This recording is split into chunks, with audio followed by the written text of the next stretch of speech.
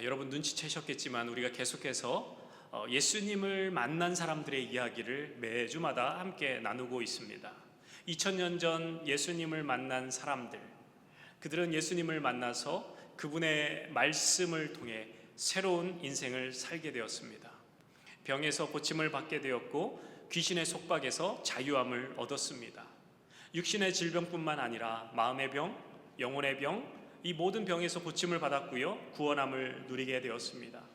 이 예수님을 만난 사람들의 이야기는 성경 속의 이야기, 2000년 전의 이야기만이 아니라 오늘 우리의 삶에서 계속되어야 하는 이야기입니다. 주님께서 우리의 삶에 찾아오셔서 말씀하실 때 우리의 삶은 곧 주님의 역사가 되고 우리의 삶 가운데 새로운 삶이 펼쳐지게 될 것입니다. 자, 오늘 본문의 이야기는 여리고에서 일어난 사건인데요. 자, 여리고는요, 이 예루살렘에서 약 20마일 동쪽으로 떨어져 있는 지역입니다. 이 여리고는 예루살렘보다 해발 고도가 낮기 때문에 이 여리고로부터 예루살렘으로 가기 위해서는 높은 언덕길을, 오르막길을 올라야 하는 힘든 길입니다. 예수님께서 그 예루살렘으로 향하는 그 길목에서 여리고를 들르셨다라는 것입니다. 그리고 그 길에서 구걸하며 거지로서 살아가는 소경인 한 사나이를 만나게 됩니다. 자, 그 사나이의 이름이 뭐라고요? 바디메오라고 나옵니다. 자, 바디메오라는 이름은 사실 그의 이름이라기보다 디메오의 아들이라고 성경에 나옵니다. 히브리어에서 바는 아들이라는 뜻입니다. 그리고 디메오라는 뜻은 무슨 뜻이냐면 더럽다, 불결하다, 그런 의미를 가지고 있어요.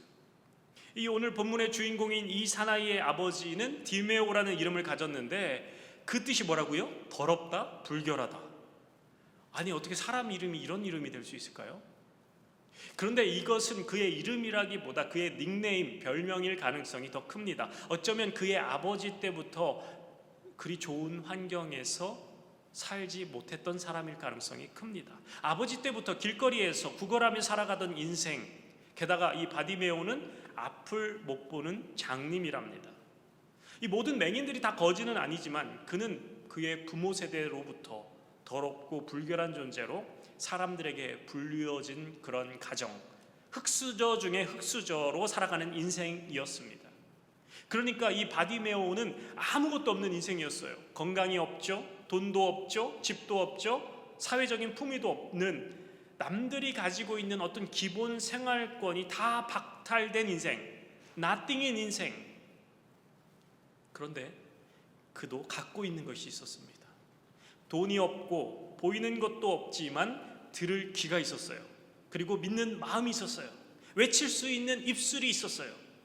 이 세 가지 때문에 바디메오는 바랄 수 없는 중에 바라고 믿을 수 없는 중에 믿었더니 그의 인생에 놀라운 역사, 놀라운 반전이 일어나게 된 것입니다. 우리 사랑하는 성도 여러분, 나에게 듣는 귀가 있고 믿는 소망을 품을 수 있는 마음이 있고 살아계신 하나님께 부르짖어 간구할 수 있는 입이 있다면 여러분의 인생에도 이런 놀라운 하나님의 역사를 보게 될 줄로 믿습니다. 우리 유대 사회에서 소경은 단지 시각장애인으로서만 여겨진 것이 아니었습니다. 오늘날에야 그런 의미가 전혀 아니지만 당시 유대 사회에서는요, 소경이 되었다라는 것은 그것은 단지 어떤 질병이나 장애의 문제만이 아니라 하나님으로 받은 징벌, 하나님으로 어떤 죄의 결과로 인하여서 받는 징계로 여겼다라는 거예요. 저 사람이 소경된 것은 분명히 저 사람의 죄였거나 아니면 저 사람의 부모의 죄값으로 여겨졌다라는 것이죠. 그러니까 이 바디메오의 마음이 어떨까요? 죄책감에 시달리는 거예요. 스스로 좌절감에 사로잡혀서 내 인생은 소망이 없는 인생이다, 말 그대로 죽지 못해 사는 인생이었을 것입니다. 외진 길모퉁이가 그의 집이고 겉옷이 그의 이불이 되어서 이곳저곳을 더듬어가며 자리를 옮겨 구걸하는 신세, 그런 삶을 살고 있는 바디메오의 모습입니다. 선생님, 제가 배가 고파서 그러니 한 푼만 주십시오, 먹을 것 좀 주십시오. 그렇게 절망 속에서 하루하루를 죽지 못해 살아가는데 놀라운 소식이 그의 귀에 전해집니다. 이 길 위에서 떠돌이로 살다 보니까 시중에 떠도는 그런 많은 이야기들, 그런 루머, 소문들, 그런데 그런 이야기들을 듣던 중에 그를 놀라게 하는 소식이 그의 귀에 전해집니다. 나사렛 출신 예수라는 사라이가 있는데 그는 놀라운 신비한 능력을 갖고 있고 많은 무리들이 그를 따른다라는 이야기였습니다. 그가 귀신을 내어 쫓고 각종 병자들의 병을 고쳐주며 심지어는 어떤 사람이 그의 옷에 손만 대도 병을 치료받는다라는 놀라운 소식을 듣게 됩니다. 그리고 예수님은 지금 여리고를 지나 예루살렘을 향한다라는 이야기였습니다. 이제 그가 예루살렘에 올라가게 되면 십자가를 지고 고난받으셔서 죽으셔야 합니다. 마지막으로 통과하는 곳이 바로 이 여리고라는 곳입니다. 바디메오는 이날도 여느 때처럼 구걸을 하고 있었습니다. 한 푼만 주십시오. 한 푼만 주십시오.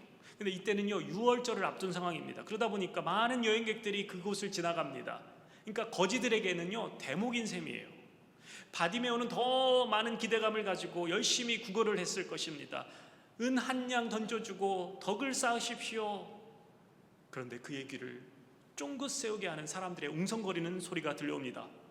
나사렛 예수가 우리 마을에 오셨다. 이 바디메오는 자신의 귀를 의심했을 것입니다. 뭐라고요? 누가 왔다고요?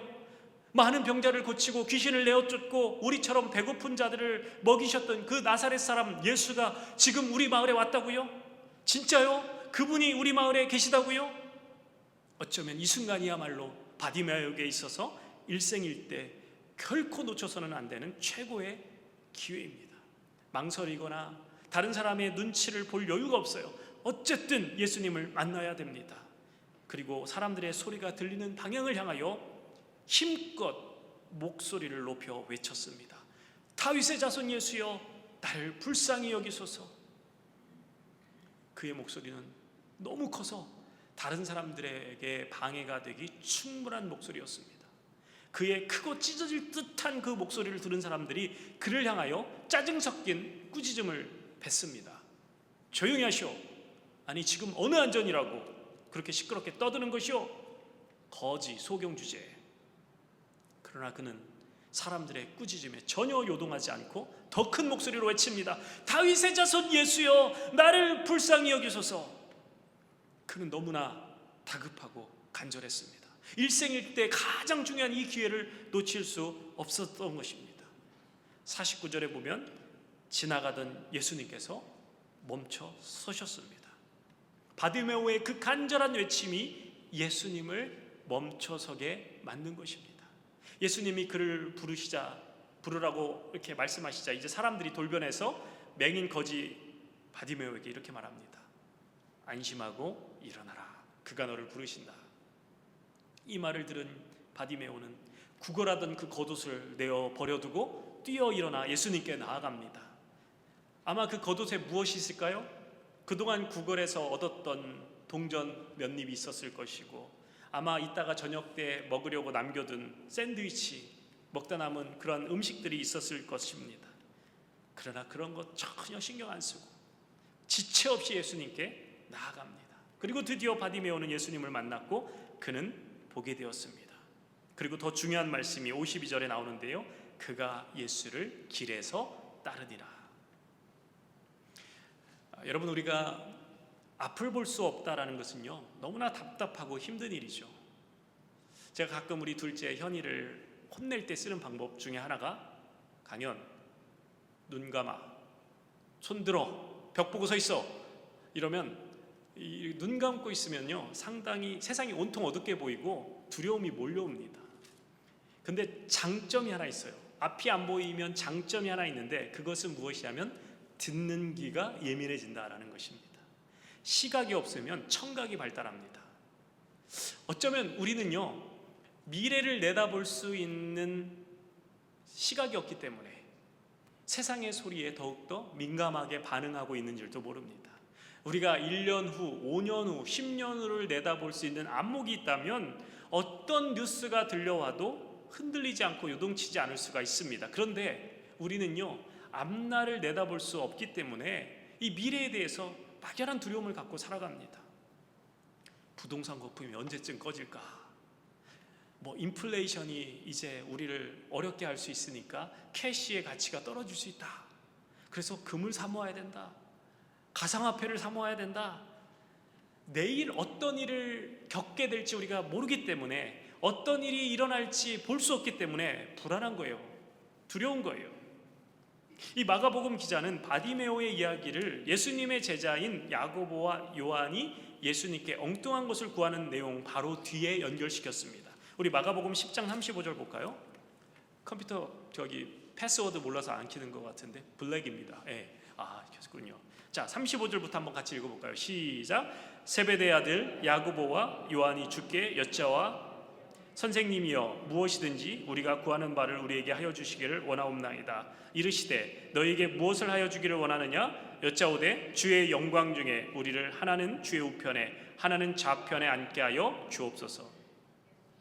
예수님이 이제 장차 고난당하여 십자가에 죽게 되실 텐데, 그리고 이제 3일 만에 부활하실 것임을 예수님이 제자들에게 알려주셨어요. 그런데 야고보와 요한은 지금 무엇을 구하고 있어요? 자리를 원합니다. 높은 자리를 달라는 거예요. 영광스러운 세상의 자리를 요구하고 있는 거예요. 이 마가복음 9장에 보면 예수님의 제자들은요, 서로 누가 크냐, 누가 더 큰가를 놓고 서로 논쟁하고 있습니다. 예수님을 따르는 제자들, 3년 반 동안 밤낮으로 예수님께 제자 훈련을 받은 그 예수님의 제자들이 주님의 죽으심을 예고하시는데 그 앞에서 누가 큰가를 놓고 언쟁하고 있어요. 그리고 높은 자리 달라고 예수님께 요구하고 있는 거예요. 그들은 예수님이 진짜 누구인지, 무엇을 위해 이 땅에 오셨는지를 모르고 있는 거예요. 육적인 맹인은 바디메오였지만 영적인 맹인은 바로 예수님의 제자들이었다라는 거예요. 그들은 예수님께서 힘과 권능으로, 세상에 힘과 영광과 권능으로 눈에 보이는 세상의 나라를 만들 것을 기대하고 있었던 거예요. 그러니까 예수님, 주님께서 이 이스라엘의 정권을 잡으실 때 저 국무총리 시켜주세요, 저 장관 자리 시켜주세요, 자리를 구하고 있는 거예요. 예수님의 마음이 얼마나 답답했을까. 마가복음 기자는 이 소경 바디메오의 이야기를 통해 예수님께서 이 땅에 오신 진짜 목적에 대해서, 그리고 여전히 무지한 예수님의 제자들을 고발하고 있는 것이죠. 예수님께서 그의 제자들에게 질문하신 내용과 그리고 바디메오에게 질문하신 것이 똑같습니다. 예수님이 제자들에게 내가 너희에게 무엇을 주기를 원하느냐라고 물으셨고요, 오늘 본문에도 보면 바디메오에게 내게 무엇을 주기 원하느냐라고 물으셨습니다. 예수님이 그 질문은 소경 바디메오에게, 그 질문을 받고 소경 바디메오는 보기를 원합니다, 사이트를 구했고요, 예수님의 제자들은 주의 우편에 주의 좌편에 앉게 해주세요, 스테이러스, 자리를 구했습니다. 제자들은 육적인 눈은 뜨여 있는지 몰라도 그들의 영적인 눈은 가리워져 있었던 것입니다. 자, 우리 한번 생각해 보죠. 예수님께서 오늘 우리에게 찾아오셔서 내가 너를 위해 무엇하여 주기를 원하느냐라고 물어보신다면 여러분 뭐라고 대답하시겠어요? 주님, 저 부자 되게 해주세요. 저 로또 복권 당첨되게 해주세요. 주님, 저 건강하게 해주세요. 주님, 우리 자녀들 잘 되게 해주세요. 우리가 예수님을 믿는다고 말하면서, 예수님을 따른다고 말하면서 여전히 우리의 영의 눈이 가리워져서 진짜 중요한 것을 놓치고 썩어질 것만, 없어질 것만 구하고 있지는 않은지 우리의 내면을 점검해 보기 원합니다. 예수 믿어 복받고, 예수 믿어 성공하고, 그저 이 생의 복만 추구하며 살고 있지는 않은지 돌아보고 우리도 바디메오처럼 주님의 긍휼하심을 구해야 됩니다. 다윗의 자손 예수여, 나를 불쌍히 여겨줄 수 없소서. 이 바디메오는요, 예수님에 대한 바른 인식이 있었습니다. 그곳에 모여든 사람들이 예수님을 향해서 뭐라고 표현해요? 나사렛 예수라고 말했지만 그 소리를 듣고 바디메오는 뭐라고 예수님께 소리쳐요? 다윗의 자손이요, 이렇게 부릅니다. 나사렛 예수라는 표현은요, 좋은 의미의 호칭이 아닙니다. 빌립이 예수님을 소개할 때 나다나엘에게 그렇게 말했죠. 나사렛에서 무슨 선한 것이 나올 수 있겠느냐. 저 시골 구석 그 촌뜨기가 무슨 무시하는 말입니다. 바디메오는 나사렛 예수시라는 말을 듣고 나사렛 예수여라고 부르지 않고요, 다윗의 자손 예수여라고 바꿔 소리칩니다. 예수님을 다윗의 자손으로, 오신 메시아로 알았다라는 의미입니다. 사실 예수님께서 이 땅에 오셔서 행하신 모든 일은 구약에서 예언된 오실 메시아라는 사실을 증언하기에 충분했습니다. 예언된 말씀이 그대로 다 이루어졌어요. 그런데 사람들은 예수님을 그 메시아로 받아들이지 못하는 거예요. 왜 그럴까? 보고 싶은 대로 보고 믿고 싶은 대로 믿었기 때문입니다. 영적인 눈이 가려워졌기 때문입니다. 그러나 아이러니하게 앞을 보지 못하는 바디메오는 구약에서 약속된 메시아께서 이 땅에 오시면 소경의 눈을 밝게 할 것이고 귀머리의 귀가 열릴 것이다, 그 말씀을 알고 있었는지도 모릅니다. 이사야 35장 5절 말씀 이렇게 나오죠. 그때 맹인의 눈이 밝을 것이며 못 듣는 사람의 귀가 열릴 것이며. 메시아가 오시면 맹인이 눈을 뜬다, 이 말씀 이미 예수님이 바디메오를 만나기 전에 이미 여러 명의 소경을 고쳤습니다. 바디메오도 아마 그 소식을 듣게 되었을 것이에요. 내가 저분을 만나면 내 인생도 바뀔 수 있다, 그 소망을 가지고 절박한 마음으로 메시아 되신 예수님을 찾는 거예요. 다윗의 자손 예수여, 당신은 구약에 예언된 하나님이 보내주신 구원자이십니다. 당신께서 하시는 첫 번째 일은 맹인의 눈을 밝게 보이게 하시는 것 아닙니까? 저를 불쌍히 여겨 주시옵소서. 여러분, 어떻게 바디메오가 이러한 분명한 믿음을 갖게 되었을까요? 그는 보지도 못하는데 그는 잘 들었기 때문입니다. 바디메오는 예수님에 대한 소문을 듣고 마음에 간직했을 것입니다. 그가 길거리에서 듣고 배웠던 그 예언의 말씀, 그것이 바로 오실 메시아에 관한 예언이었고, 그분이 바로 다윗의 자손으로 오실 것인데 그분이 바로 예수님이심을 믿게 된 것입니다. 여러분, 우리가 무엇을 듣느냐가 정말 중요합니다. 하나님이 우리의 인생을 이끄시는 아주 상식적인 방법은 먼저 듣게 하신다라는 것입니다. 우리가 살면서 많은 소리를 듣습니다. 그런데요, 잘못된 소리를 들으면 우리 인생의 엉뚱한 방향으로 향할 수 있습니다.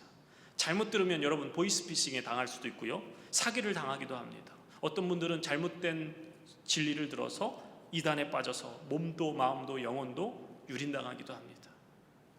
진짜 지혜로운 사람은요, 그냥 스쳐 지나가듯 말해도 중요한 말이면 꼭 캐치해서 마음 깊은 곳에 간직합니다.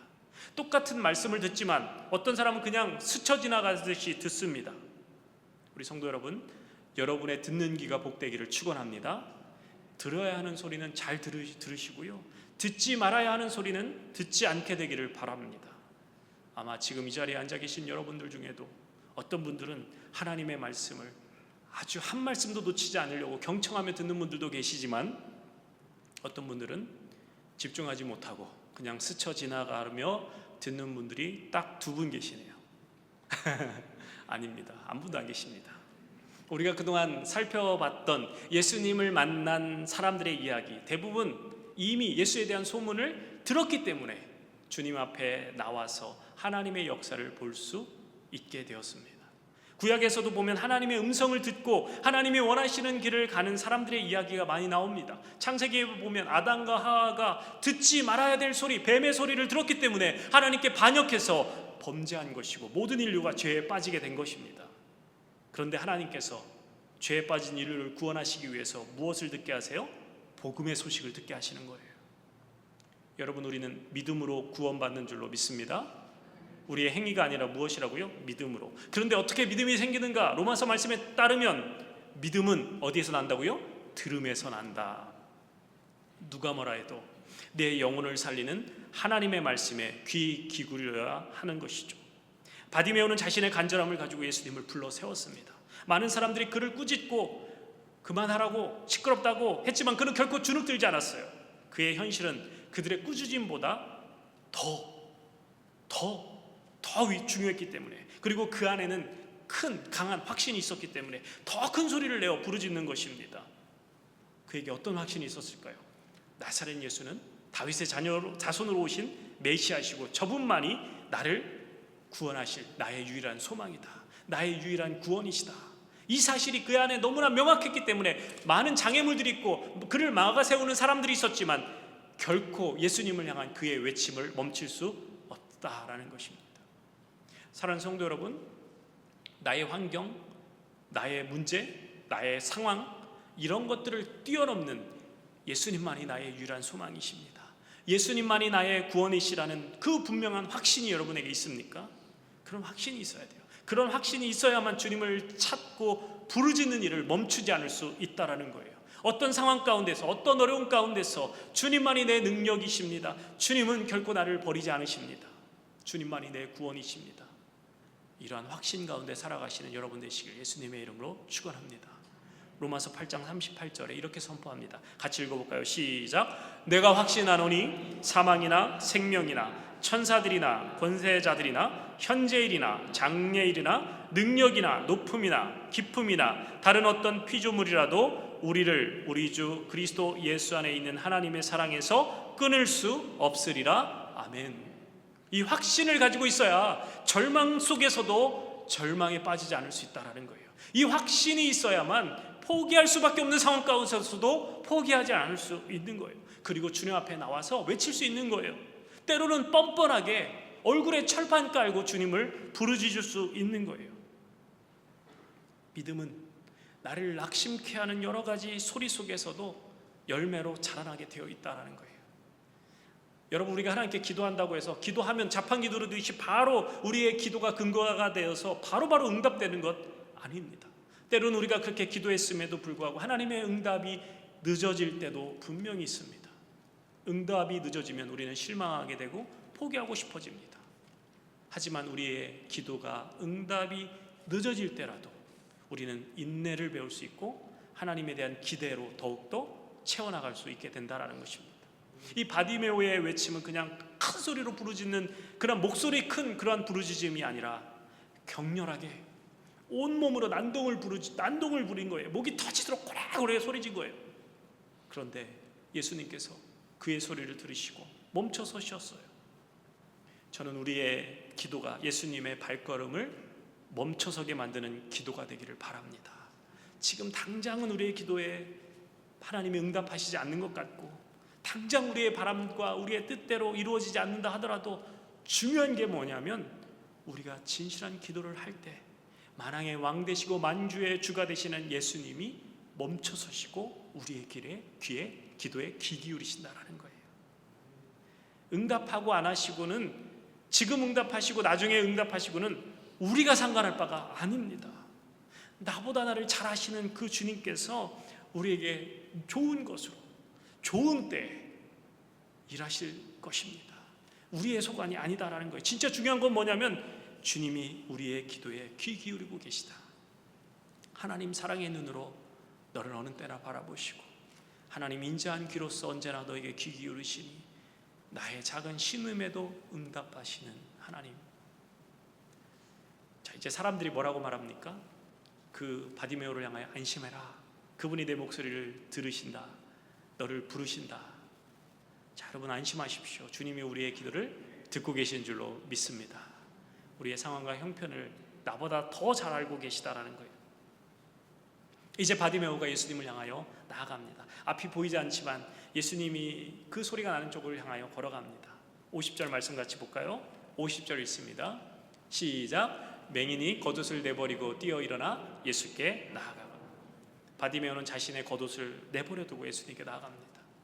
예수님이 그를 불렀을 때 그가 가진 모든 것을 다 포기하고, 여러분 유대 지방에서 이 겉옷은요 담요와 같이 추위를 피하게 하는, 또 구걸한 동전을 받는 그에게는 없어서는 안 되는 너무나 중요한, 아마 바디메오의 전 재산과 같은 것이었습니다. 이 겉옷이 없으면 당장 오늘 밤 추워서 저체온증으로 죽을 수도 있습니다. 그에겐 너무나 중요한 것이 이 겉옷입니다. 그런데 그것조차도 주님을 만나는데 거추장스러운 거예요. 모든 무거운 것과 얽매이기 쉬운 것을 다 내려놓고 주님께 나아가는 것입니다. 주님밖에 없습니다. 주님 말고는 다른 게 배는 게 없는 거예요. 주님이면 충분합니다.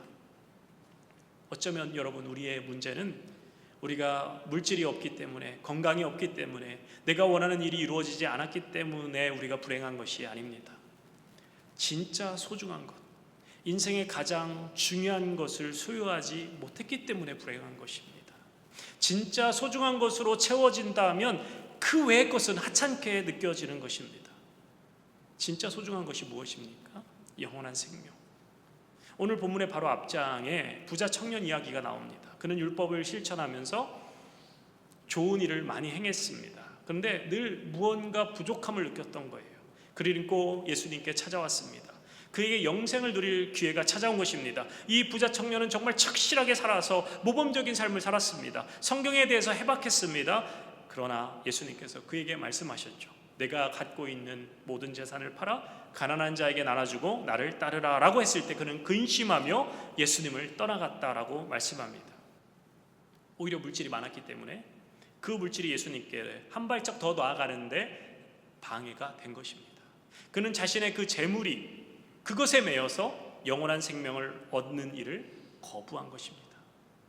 이렇게 목회를 하면서 제가 참 안타깝게 느껴지는 것은요, 생각보다 많은 교회 안에 교인들이 이 부자 청년과 같은 사람들이 많다라는 것입니다.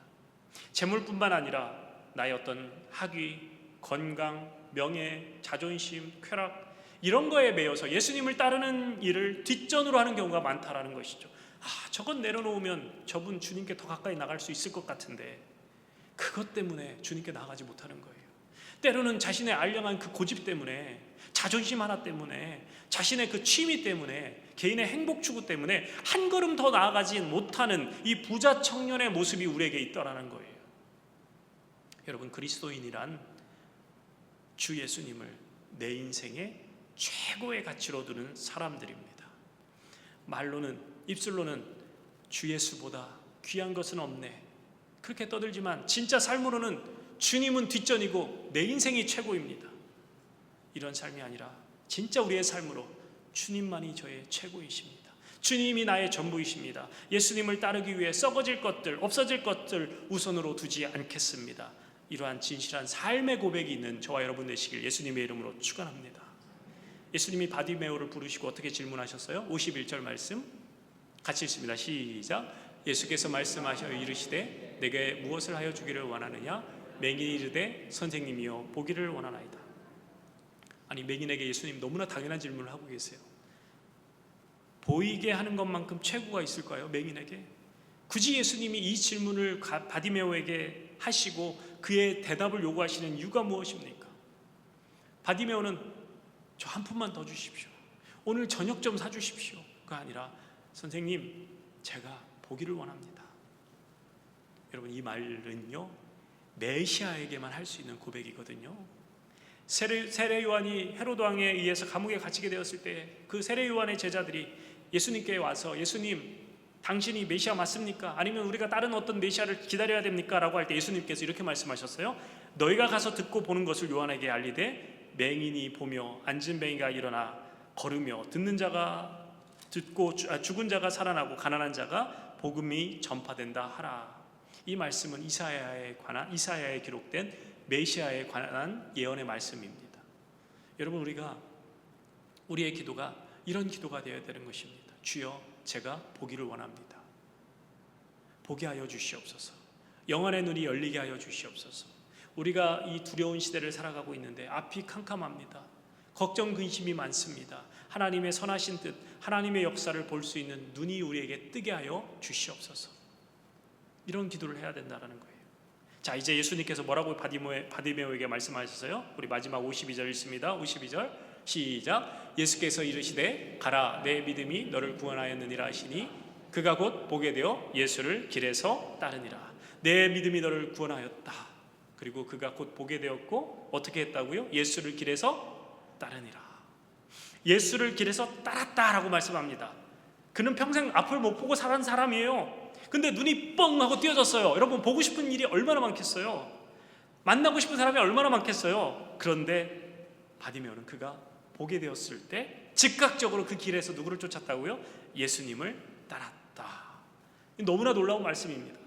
바디메오는 처음부터 예수님을 통해 자신의 문제 해결 정도의 차원이 아니라 소원 성취 정도의 차원이 아니라 기다리던 메시아, 구원자 되시는 하나님의 아들 예수님을 그리스도로 따르는 제자가 되고 싶었던 거예요. 예수님을 통해 내 삶에 어떤 유익을 얻고 건강 얻고 소원 성취하고 자녀들 잘 되고 성공하고 번영하는 이 정도가 아니라 그는 예수님과 함께하고 싶었던 거예요. 이제 곧 예수님이 예루살렘에 올라가시면 십자가의 길을 걷게 되실 것이고 그 길이 어떤 길인지 알 수 없지만 예수님을 쫓는 참된 제자가 되고 싶었던 것입니다. 주님이 우리에게 오셔서 내가 너에게 무엇을 하여 주기를 원하느냐라고 물으신다면 뭐라고 대답하시겠습니까? 주님, 저는 주님을 원합니다. 주님을 더욱더 원합니다. 다른 어떤 것보다 우리 주님을 더욱더 사랑하기 원합니다. 영국의 샌디 밀러라는 목사이자 작가이신 분이 있는데요, 이분이 어떤 책을 썼냐면 족한 사랑이라는 책을 쓰셨습니다. 족한 사랑. 근데 책 내용에 이런 내용이 나옵니다. 하루는 이 샌디 밀러 목사님이 어떤 집회에 참석해서 너무나 큰 은혜를 받았어요. 집회가 끝난 이후에도 그 은혜의 여운이 가시지 않는 거예요. 그래서 한참 동안 주님을 묵상하며 해변을 산책하는데 얼마나 성령에 충만했든지 영혼의 기쁨이 가득해서 산책을 하고 있으며 주님께 이렇게 기도했다고 합니다. 주님, 주님께서 원하신다면 제가 뭐든지 다 주님께 드리겠습니다. 주님께서 원하신다면 제가 뭐든지 다 하겠습니다. 너무나도 은혜가 충만하니까 그때만큼은 주님이 시키시면 뭐든지 다 할 수 있겠다라는 생각이 든 거예요. 주님이 원하시면 제가 아프리카 오지에 선교사로 나가겠습니다. 전 재산을 팔아서 가난한 자들을 나눠주라고 하시면 제가 그렇게 하겠습니다. 뭐든지 주님이 원하시면 제가 다 하겠습니다 라는 마음이 생긴 건데, 주님께서 자신의 귀에 세미한 음성으로 이렇게 말씀하시더라는 거예요. 밀러야, 나는 너 하나면 된다. 오 주님, 정말이십니까? 그래도 제가 주님을 위해서 뭐라도 해드려야 되지 않겠습니까? 밀러야, 나는 너 하나면 족하다. 그래서 이 책 이름이 족한 사랑이에요. 주님, 제가 주님을 위해서 무엇을 해드릴까요? 제가 돈 벌어서 헌금 많이 할게요. 주님, 제가 교회를 열심히 충성 봉사할게요. 주님, 제가 교회 부흥시켜서 1000명 모이는 교회 만들어 드릴게요. 그럴 때 주님이 뭐라고 말씀하실까요? 강 목사야, 나는 네가 제일 소중하단다. 나는 너 하나면 된다. 마찬가지로 주님이 우리를 향하여 이런 사랑을 요구하시는 거예요. 주님, 저는 주님이면 충분합니다.